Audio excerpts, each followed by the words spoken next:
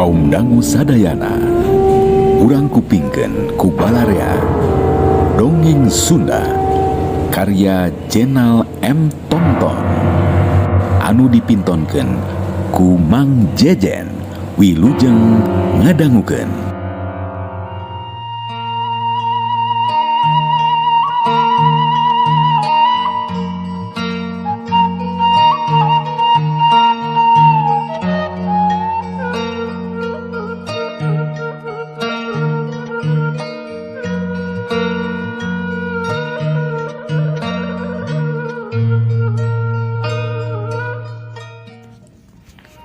Bismillahirrahmanirrahim.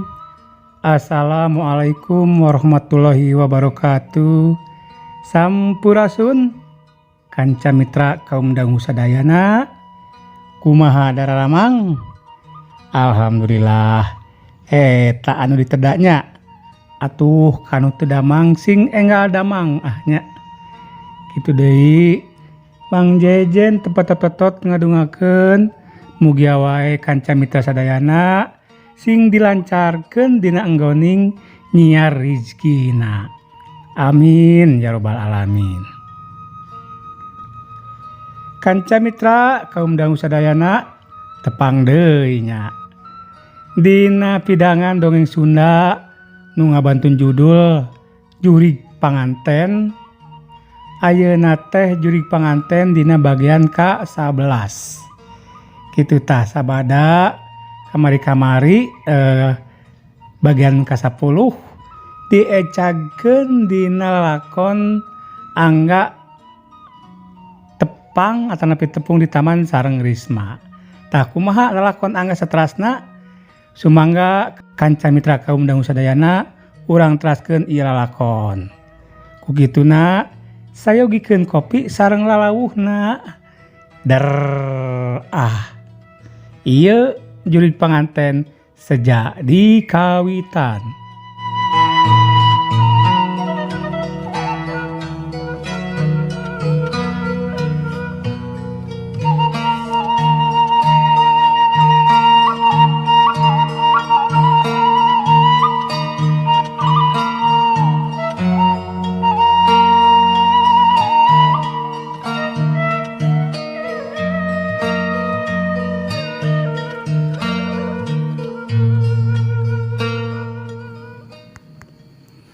Teu kacaturkeun di jalana carmat geus nepi ka dayeuh Bandung ngajugjug ka hiji tempat anu geus dijanjikeun ku Komar tea. Di jalan di pasampangan estu pinuh ku kendaraan nu pagaliwota nu ngolon nu ngetan ngidul jeung nu ngaler. Ari harita basa carmat keur ngajalankeun motor ke arah kulon beut pasilingsingan jeung Angga nu rek balik ka imah. Nasi gamang carmat eta teh. Angga ngagerentes dina jero hatena. Tuluy malikeun deui motorna rek nyusul carmat. Carmat tuluy ditutur-tutur ku Angga. Angga rada anggang nuturkeunana sabab bisi kanyahoan ku carmat. Teu kungsi lila motor nu ditumpakan ku carmat teh mengkol ka hiji kape. Reg carmat ngeureunkeun motorna di tempat parkir. Ari Angga ngawaskeun ti kajauhan. Sanggeus carmat asup ka jero kafe, Angga markirkeun motorna tuluy asup ka jero kafe. Di jero kafe di tempat nu rada anggang, carmat nyamperkeun saurang lalaki nyaeta Komar tea nu geus nungguan. Angga kerung basa ningali lalaki nu disampeurkeun ku carmat teh beut asa apal. Asa apa ka eta jelema teh? Siga juragan Komar. Angga gancang neangan tempat nu rada nyumput, sangkan teu kanyahoan. Ku siwel ngaluarkeun HP dina saku jaketna. Jepret, Angga motoan carmat jeung Komar make kamera HP. Tuluy eta foto teh di zoom in, digedekeun gambarna, tetela geuning juragan Komar.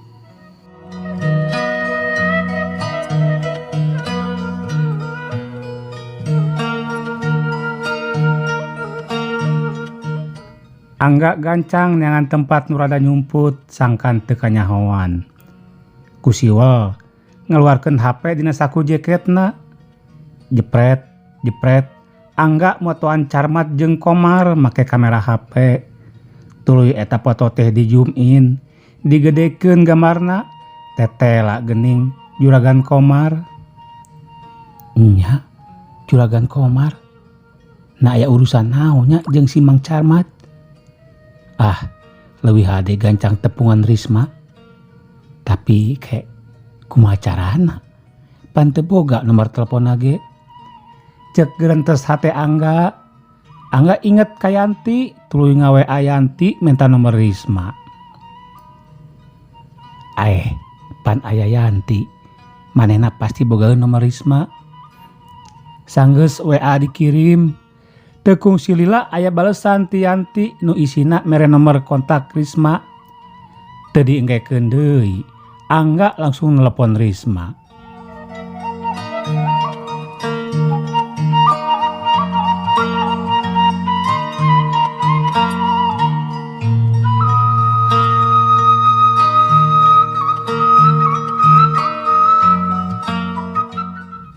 Halo, assalamualaikum Riz.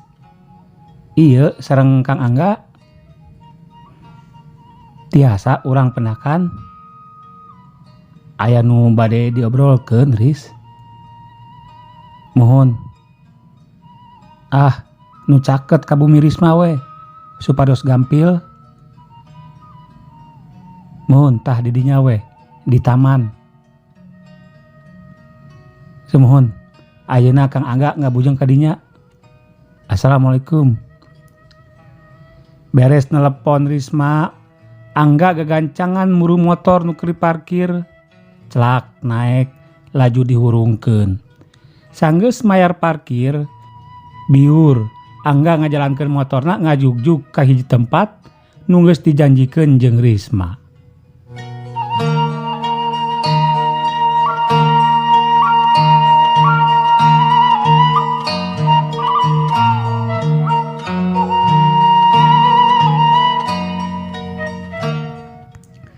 Di hiji taman kota nu pernana teu jauh jeung imah Risma, kasampak aya sababaraha urang nu keur arulin di jero taman. Nu ngalobrol, nu popotoan jeung mawa ulin budak ge aya. Keur kitu torojol Risma asup ka jero taman, tuluy alak ilik neangan Angga bisi geus datang. Tapi can katingali, Risma neangan bagu kosong nu rada anggang tinu sejen. Tuluy gek diuk. Teu kungsi lila Angga datang. Angga alak ilik ka sabudeureun taman. Ti kajauhan katingali Risma ngagupayan. Tuluy Angga rurusuhan nyamperkeun Risma.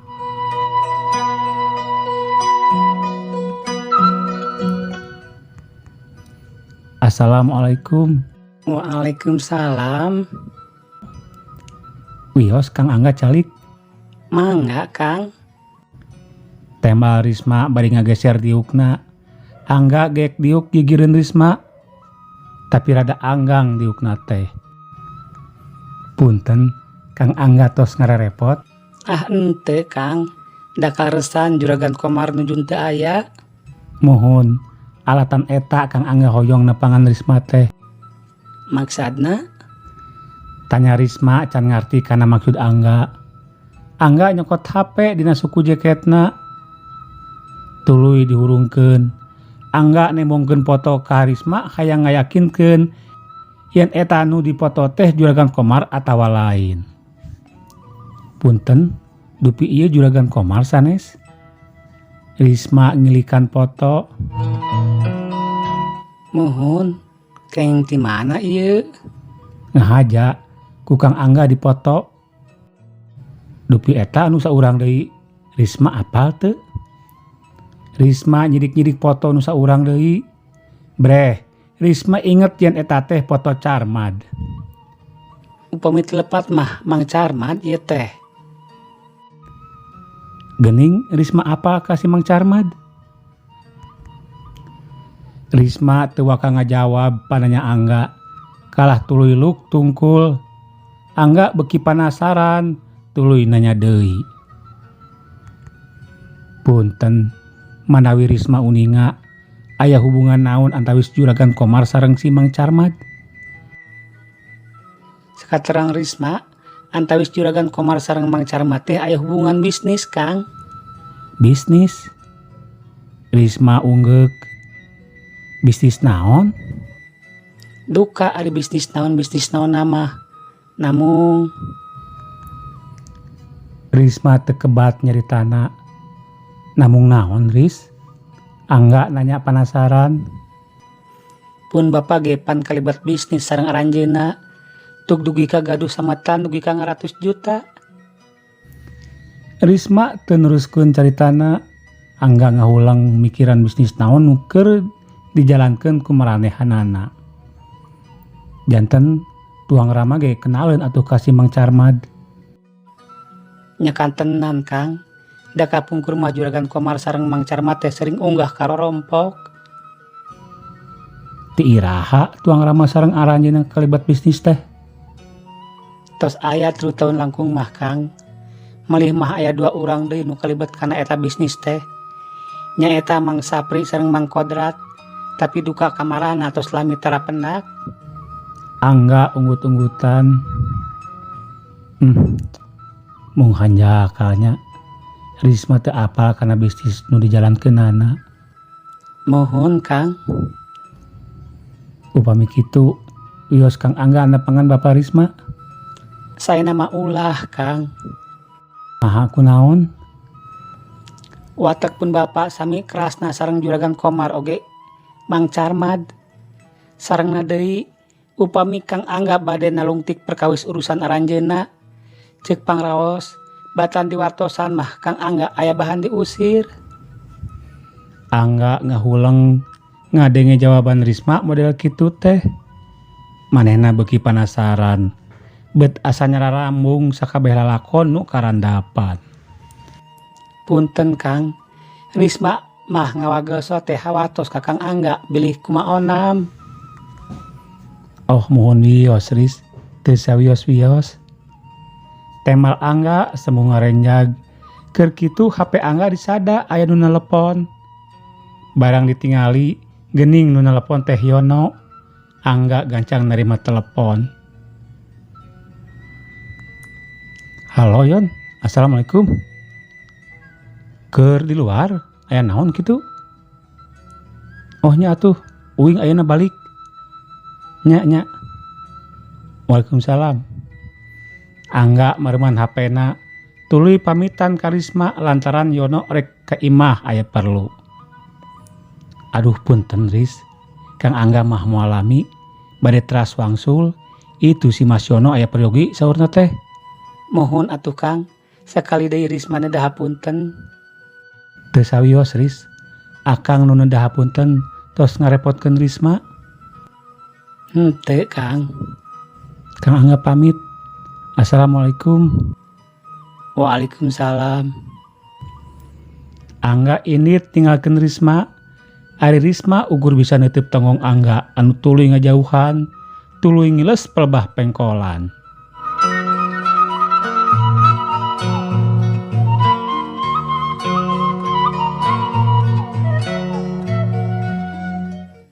Nya aya naon Kang Angga teh? Make hayang apal kana urusan Bapak Kuring jeung Juragan Komar oge Mang Carmat. Risma ngagerentes sajeroning batinna.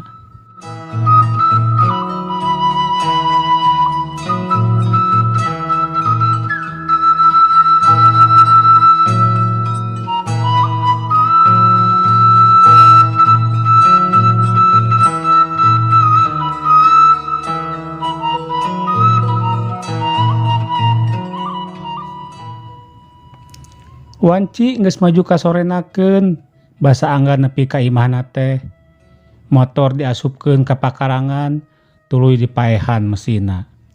Geus kitu, tuluy Angga muka panto imahna. Bray, panto muka, kaayaan di jero imah geus mimiti poek. Angga ngahurungkeun lampu. Sanggeus muka jeket, tuluy ngagoledag gogoleran dina kursi panjang. Pikiran Angga kumalayang ka ditu ka dieu. Mikiran kejadian nu karandapan ku diri manehna.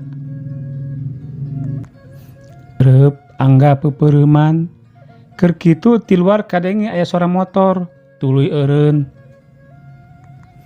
Saha deui ari lain Yono mah. Nu tadi nelpon rek nepungan Angga lantaran aya perlu. Angga ngorejat tuluy hudang. Ti luar kadenge Yono ngetrokan panto bari uluk salam. Assalamualaikum. Waalaikumsalam. Sok kajero Yon. Temal Angga nitah asup ka Yono. Yono asup bari tuluy gek diuk dina kursi. Ari Angga hemeng ningali dandanan Yono siga nurek init jauh atawa siga nurek camping mawa tas ransel tur di jaket kandel. Reka mana? Tarati sasari bet angkaribung kitu. Pasti ente bakalan rowas jeung moal percayaon lamun dibejaan ku urangna. Nyarek ka mana gitu? Rek nyieun konten jurik. Angga kerung ngadenge jawaban Yono teh. Lantaran pan Yono mah kacidasieunnan. Malah kungsi diajakan ge mungeun najan dipaksa ge. Aslina ieu teh. Yo aslina atuh. Matakan urangna segala dibawa ge. Nyaan Yon. Tong sok heureuy lah. Walah, masa ento percaya ke urang? Iraha urangna pernah ngebohong. Apaan didinya mah sieun ku jurig teh Lin? Wah, eta mah breto eta mah. Ayo nama ento atuh. Angga ngadon ngahuleng lantaran can percaya kana niat Yono nu ngajakan ngonten jurig.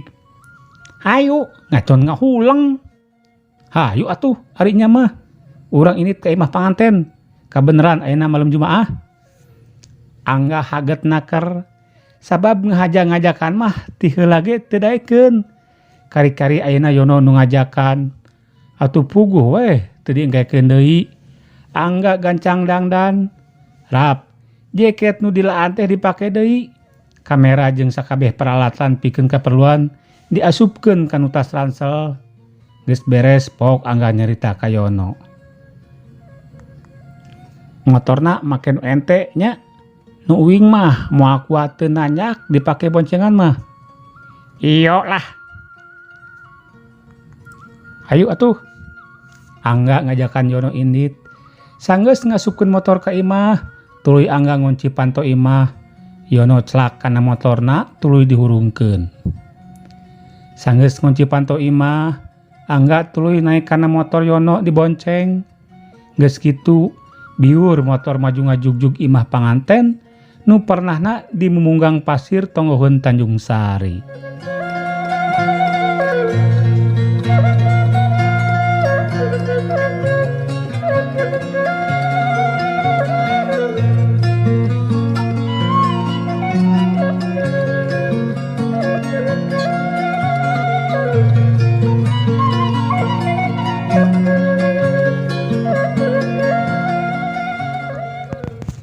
Di wewengkon Tanjung Sari, wanci geus mimiti reup-reupan, tonggeret jeung turaes di sarada mapag datangna peuting. Di jalan desa aya sababaraha kendaraan nu pageliwota, aya nu katonggohkeun, aya oge nu kalebakeun. Salah sahijina katempo motor anu dijalankeun ku Yono, anu ngajugjug katonggohkeun. Teu kungsi lila, kadenge sora adzan magrib. Pok Yono nyerita ke Angga. Rek sholat di mana enggak? Kayak mun dihareup aya masjid eureun heula. Temal Angga, Yono tuluy ngajalankeun motorna. Teu kungsi lila ti kajauhan katingali aya masjid. Sanggeus deukeut tuluy Yono mengkolkeun motorna asup ka pakarangan masjid. Tuluy nyangan tempat numerna. Reg, motor eureun. Angga turun tina motor. Pon kitu deui Yono. Tuluy duanana nuju ka tempat wudu.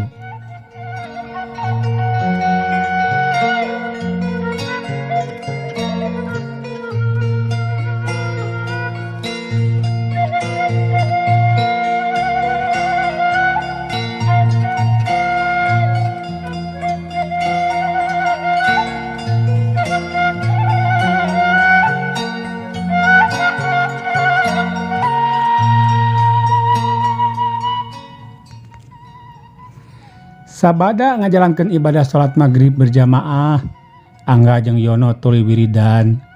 Beres wiridan, tuluy kalaluar. Yono nanya ke Angga, "Tempatna jauh kene gak?"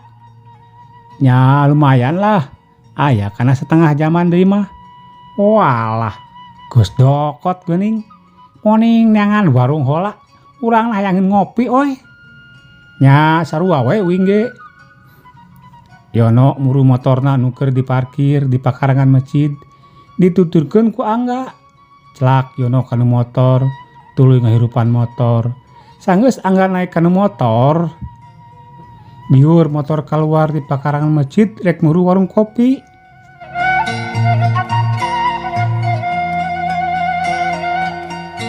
Barang aya warung kopi, nah atuh waktosna kabujeng Seep kaum dangu sadaya. Aduh, kanca mitra kaum dangu sadaya, nedah punten biasa waktosna teu nyekapan. Janten Yono sareng Angga teh kabujeng ngopi. Kumargi nyada kumaha atuh waktosna tos Seep. Tah urang ecakeun heula lalakon jurig panganten bagian ka-11 dugi ka dieu insyaallah. Enjing pageta urang teraskeun deui dina hanca bagian ka-12. Mang Jejen undur diri nendah hapunten sa budaya kelepatannya. Wassalamualaikum warahmatullahi wabarakatuh.